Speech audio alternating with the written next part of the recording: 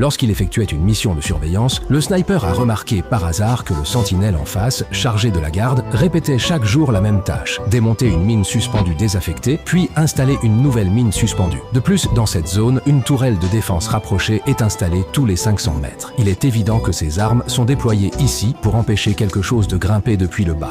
Mais cet endroit est étrangement désert. À perte de vue, on ne voit pas une seule arme. La seule chose dont Jack est sûr, c'est que ce canyon qui semble particulièrement étrange existait déjà à l'époque de la Seconde Guerre mondiale. La mission que ses supérieurs lui ont confiée est très claire. Rester en permanence sur la tour C, haute de 100 mètres, pour surveiller tous les mouvements dans cette zone.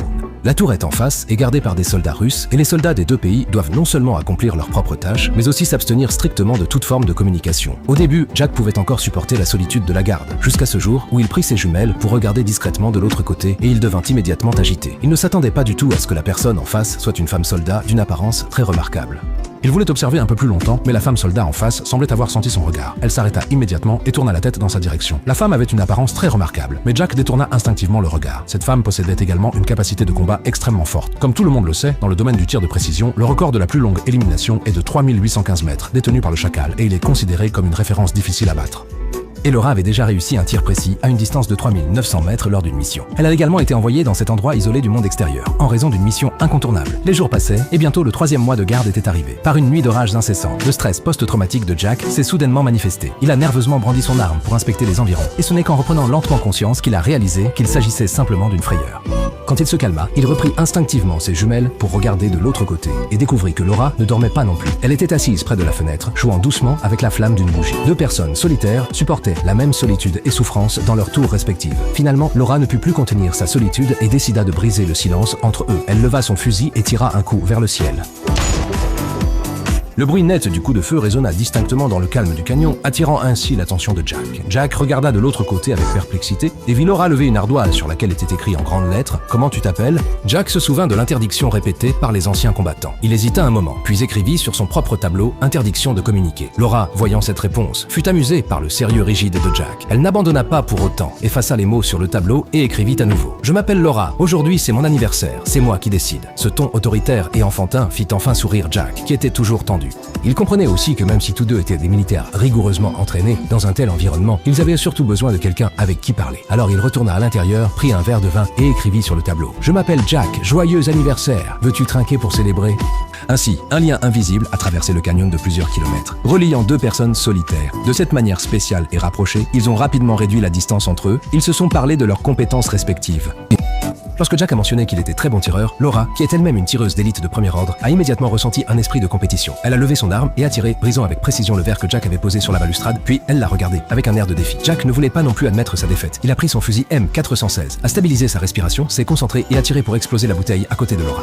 Non seulement Laura ne s'est pas fâchée, mais elle a applaudi avec enthousiasme et a même placé une nouvelle bouteille sur sa tête, indiquant à Jack de continuer à tirer. Pendant cette interaction à la fois tendue et amusante, l'expression de Laura a soudainement changé. Elle a fait un geste pour avertir Jack de regarder en bas. Le cœur de Jack s'est soudainement serré. Il a baissé les yeux et a vu un groupe de silhouettes noires grimper silencieusement le long de la falaise, presque à la lisière du canyon. Ce n'est qu'au cours du 3e mois de sa garde ici que Jack a vu pour la première fois les hommes creux dont parlaient les anciens combattants. Sans perdre de temps à réfléchir, Jack est immédiatement passé en mode combat.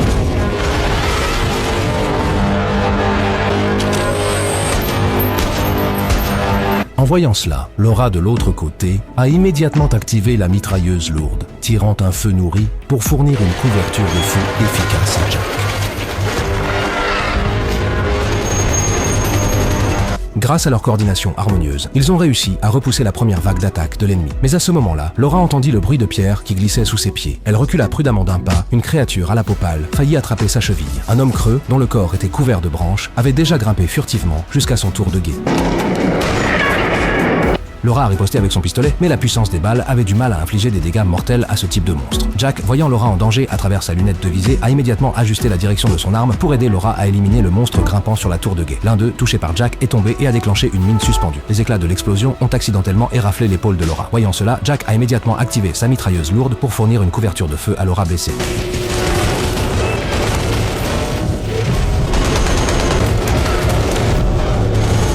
Très vite, les canons automatiques des deux côtés du canyon se sont tous activés, formant un réseau de feux croisés qui a couvert toute la falaise. Le combat a duré jusqu'à tard dans la nuit, jusqu'à ce que tous les assaillants soient complètement éliminés. Le lendemain, alors que Jack réinstallait les mines suspendues, il a aperçu par hasard un drone inconnu s'élever lentement depuis le fond du canyon. Avant que le drone ne soit verrouillé par les tourelles automatiques, il a rapidement quitté le canyon.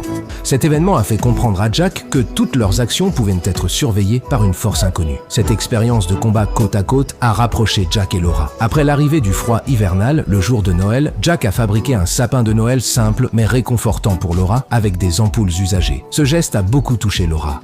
Ils jouaient aux échecs sur une ardoise, partageaient de petites anecdotes de leur vie, devenant ainsi le seul soutien l'un pour l'autre dans cet endroit désolé. Au 8e mois de leur service, une nuit, Jack vit Laura assise, seule sur une chaise en train de pleurer. Il utilisa l'ardoise pour demander ce qui se passait et découvrit que le seul parent de Laura, son père, était décédé. Laura écrivit sur l'ardoise « Je souhaite que tu sois à mes côtés ». Cette phrase fit éclater les sentiments que Jack avait toujours eus en lui. Il a pris une décision très audacieuse. Il veut traverser ce canyon difficilement praticable pour rejoindre l'endroit où se trouve Laura.